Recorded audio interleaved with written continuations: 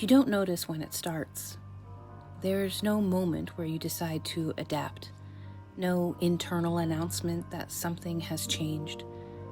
You're just responding, doing what feels reasonable, what seems appropriate, what appears to work. Nothing about it feels like loss. You share something into the world, not even something important, a thought, an image, an idea. You don't dwell on it, but the response comes back quickly in the form of attention or its absence.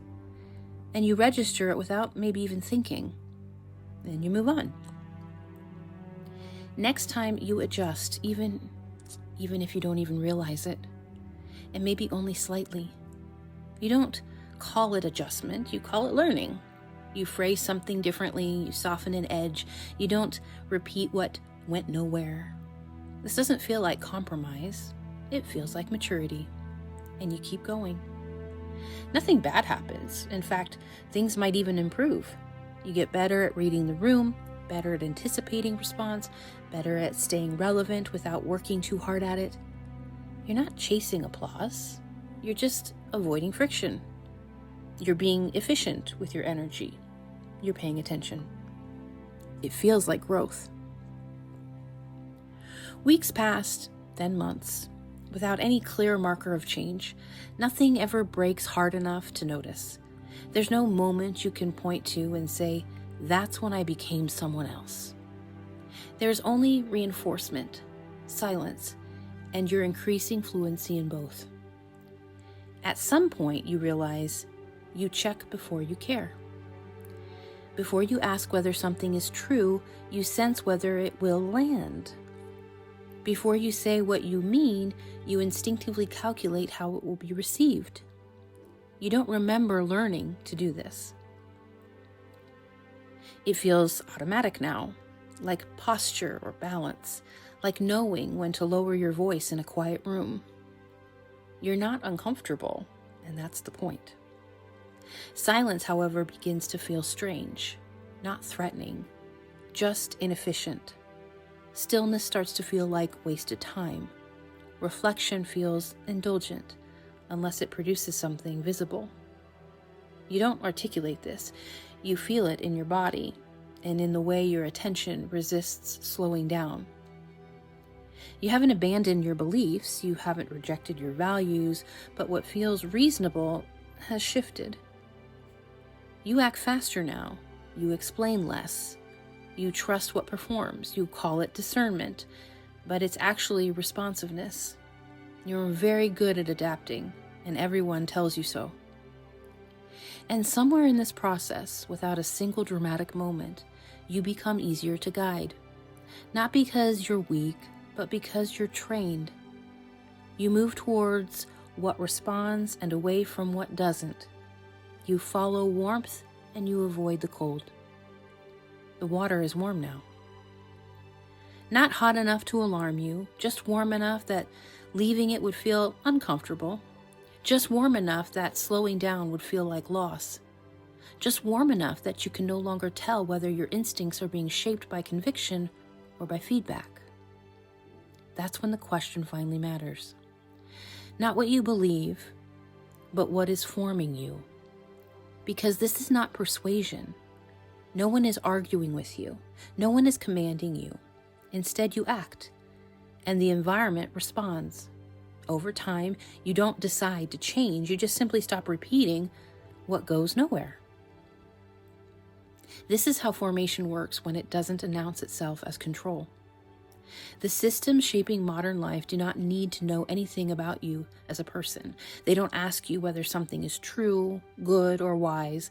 They ask whether it performs, whether it captures attention, whether it scales. Those questions are not malicious. They are architectural. But architecture forms those who live inside it. It's often said that humans build the algorithms, and that's true. But what matters more is the environment in which those systems are built. Discovery mechanisms are created in private, rewarded for growth, refined through metrics, and largely insulated from moral consequence. They aren't shaped by human principles so much as what survives measurement. In those conditions, ethics don't disappear. They're simply outpaced by someone else and by outcomes.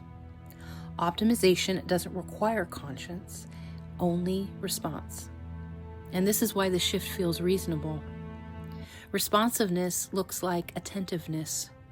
Optimization presents itself as stewardship. Metrics feel like clarity. Efficiency feels like maturity.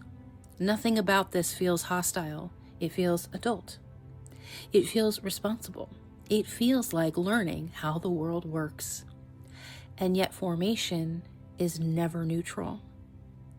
We are always moving toward something, always being shaped by something. Formation does not layer cleanly. If the world is doing the shaping, Christ is not. That statement isn't moral, it's directional.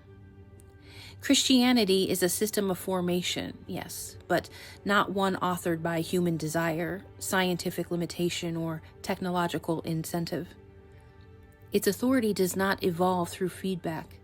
Its aims cannot be measured by outcome. Faithfulness does not optimize well. Obedience does not scale.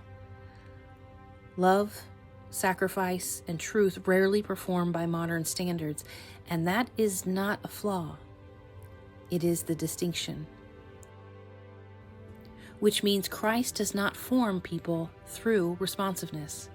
He forms them through silence that does not resolve quickly, through obedience that does not pay off immediately, through truth that costs more than it returns, through faithfulness that feels inefficient, unseen, and unrewarded. And this is where the contrast comes physical. You pray and nothing happens. You obey and nothing changes. You tell the truth and it costs you. There's no feedback loop here, no affirmation, no signal of what you're doing is working. Your first instinct is discomfort, not because something is wrong, but because it's quiet. And this is where many people drift back without ever naming a decision. They don't reject God. They simply turn to what responds, to what confirms, to what feels alive because it answers quickly. But Christ does not compete with the world by being louder or more efficient. He competes by being truer and therefore slower, quieter, and far less rewarding in the short term. He introduces friction where the system removed it, delay where everything else became immediate, silence where the world trained you to expect response. He forms a person who can't act without being seen, who can endure not knowing whether something worked, who can remain faithful when nothing reflects that faith back. That kind of formation feels like loss at first. Not because it diminishes you, but because it undoes something. It loosens the reflex to check, the need to be affirmed, the habit of measuring worth through response. This is why discernment is not optional for Christians. You cannot tell whether you're moving toward God by asking whether life feels smoother, faster, or more affirmed. You can only tell by asking whether you are becoming more capable of obedience without applause, more willing to sit in silence without reaching for distraction, more anchored in truth even when it costs you relevance.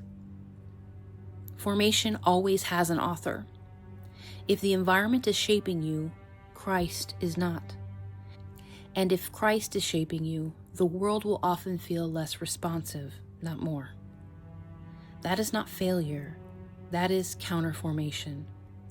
The antidote is not withdrawal from the world. It is the recovery of orientation, the ability to notice when your instincts are being trained by feedback rather than faith, the ability to pause when everything urges you to respond, the ability to obey when nothing answers back.